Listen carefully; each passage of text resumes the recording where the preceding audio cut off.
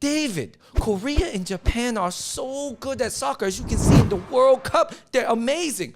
But China sucks. Why is that? And what else could it mean? Oh man, all week long I've been seeing the anime Japan national team memes, the Korea heartthrob memes. I hope they win their games today against Croatia and Brazil. But I was kind of wondering, I was like, yo man, when am I going to see China in a World Cup? Because they got a population of 1.4 billion. They've invested billions of dollars in their national program and their youth development, and they just cannot get good at soccer or even decent, to be honest. Hey man, why are you so concerned with the Chinese team, David? You should just be concerned with the U.S. team because you're from the U.S. You're American. Hey man, I have been following the U.S. team. Shout out to them. They had a great run. But I do think that my Japanese and Korean friends are also like very proud and following their, I guess, like motherland heritage teams.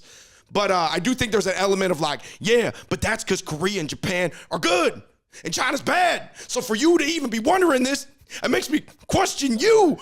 Hey, it's not just us wondering this, by the way, guys. If you Google, why does China suck at soccer? There's literally 100 threads and different articles and people asking this question, and they're not all Asian. Like, I think these are some just like soccer fans that are just like scratching their head being like, yeah, China should be better, right? Why? Let me look into this. Right, they want to see the game be more popular globally, get more money, get more like whatever. So yeah, I mean, there's like so many breakdowns. So let's get into some of the mainstream reasons, Andrew. By the way, we know we are not some soccer experts, but let's get into what we learned. Oh, and after we give the mainstream reasons, we're going to give some deep cut implications on what these reasons mean. Guys, it's about to get a little crazy. Yeah. So we're going to get through the soccer part. I get it. We don't know, but we're going to get to the part that we're good at later.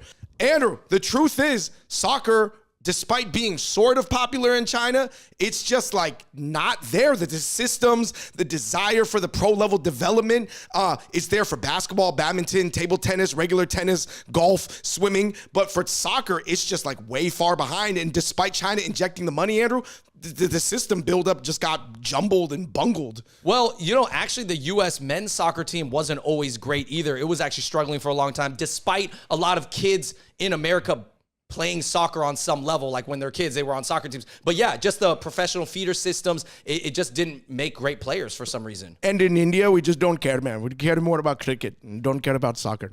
Andrew, there's also a gigantic difference in China's like youth development systems that are more, I would say, probably sort of based off Russia versus Japan and Korea. I believe their youth development systems for sports, and this goes for all sports, not just soccer, basketball, baseball, whatever, more mimic the US, Canada, and Western European countries. Yeah, basically it's like, hey, you have regular kids who, if they have a passion for a sport, they can go pursue it. In China, a lot of the people who are in these special athletic academies, they're kind of chosen from a young age, and maybe they look at it as like a better life, you know, from their poor village, or for example, or whatever. But if you do that for that reason, that doesn't mean you love the game. And soccer is a highly skilled sport, so you do have to love the game and develop these skills over a long period of time. So you kind of have to play the game since you're a young age. I think soccer is particularly a game of love and passion.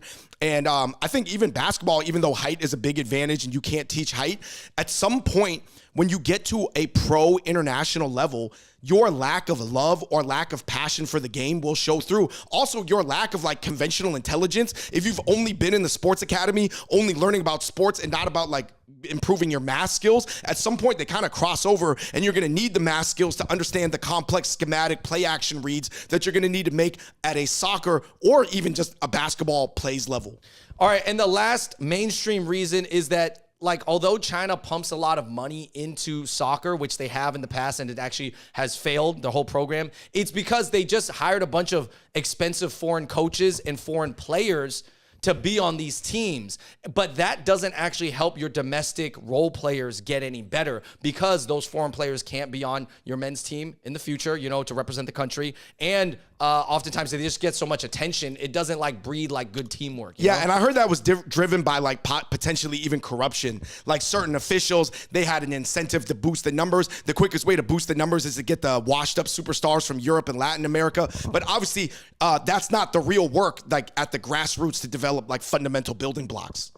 All right, David, those were the mainstream reasons, but we got to delve a little bit deeper into some theories on why China sucks so bad at soccer and what the implications are of it, all right? All right. I think one of the implications that I heard, and I read this theory from a Chinese person, Andrew. And it was an interesting theory. Yeah, is that Chinese men in particular cannot have good teamwork together because Chinese women's sports, whether it's in basketball or football or baseball or whatever, they can perform quite well. But for some reason, the Chinese men just cannot run a system together. Nobody can make the right sacrifices. Nobody can put team first over self. People are trying to do a bunch of fancy moves that have no practical application within that given scenario. And that often leads to things falling apart because, Andrew, you already know in a team of 10 people, you only need 2-3 selfish guys. And all of a sudden the whole system starts to implode. Guys, and soccer is very much a team sport, right? You don't score a lot. Like, you might have a whole career, depending on what position you play, where you never score, right?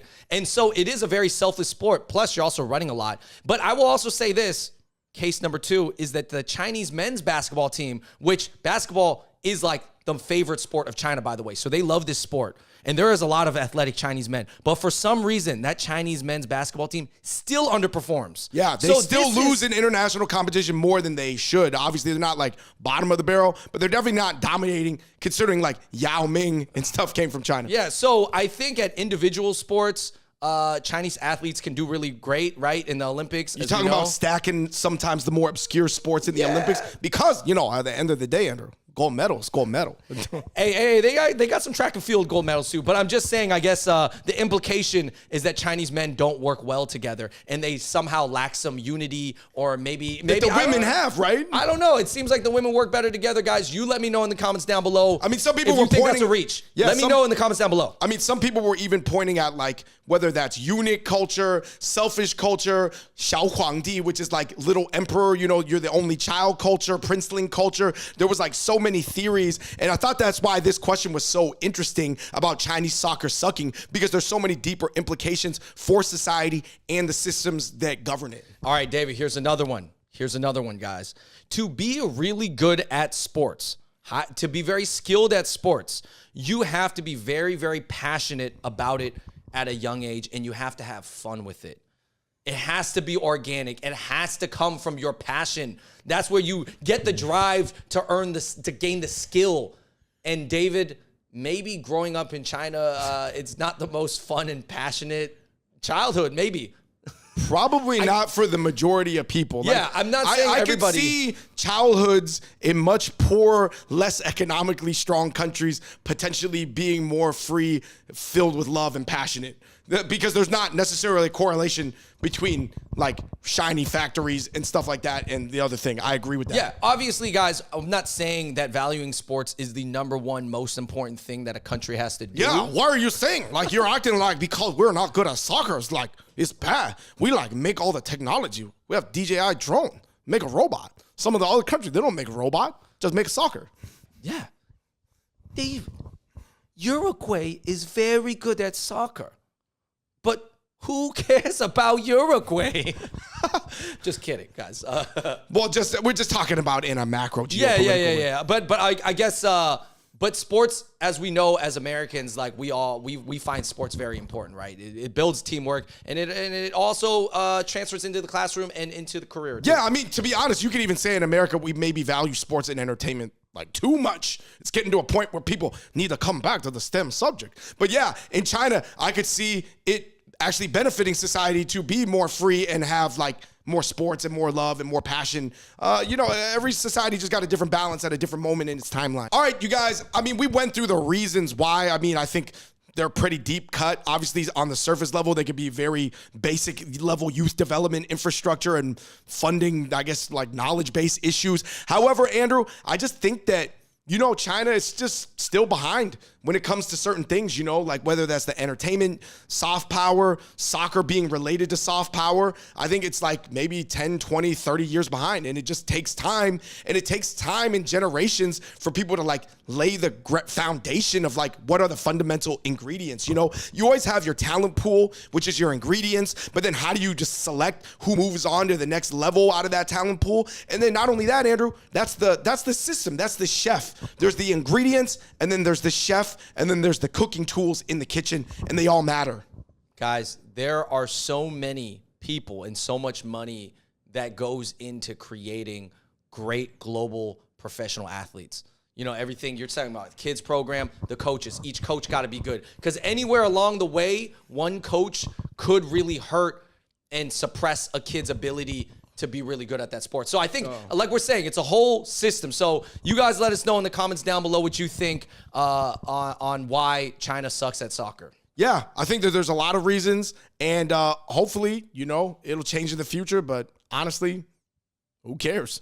I mean, if it doesn't, you know, I guess China just won't be in the World Cup. Yeah. I guess. I think the basketball one, to me, and by the way, guys, I'm hurt about the basketball. The basketball one, that one really bothers me because I'm like, dude, you guys put in so much money. There's so many good Chinese individual players, and as a team, the teamwork is so bad. Even when you just, Andrew, I played with Chinese college players in China before, and they're much better than me, Andrew, and they still, like, sometimes the teamwork, the reads, the ball movement, the spacing, the movement off ball is so bad. Yeah, man. Anecdotally speaking, you know, we play with a lot of international Chinese students. We play basketball with them, and you know, they might have good skills or even really great athleticism, but their teamwork overall is bad. Especially the passing, man. The passing and the spacing is crazy. Yeah. Anyways, guys, let us know in the comments down below. That is our first video about soccer on this channel. Hope you guys liked it. Hit that like button. Check out other episodes of the Hot Pot Boys. And until next time, we out. Peace.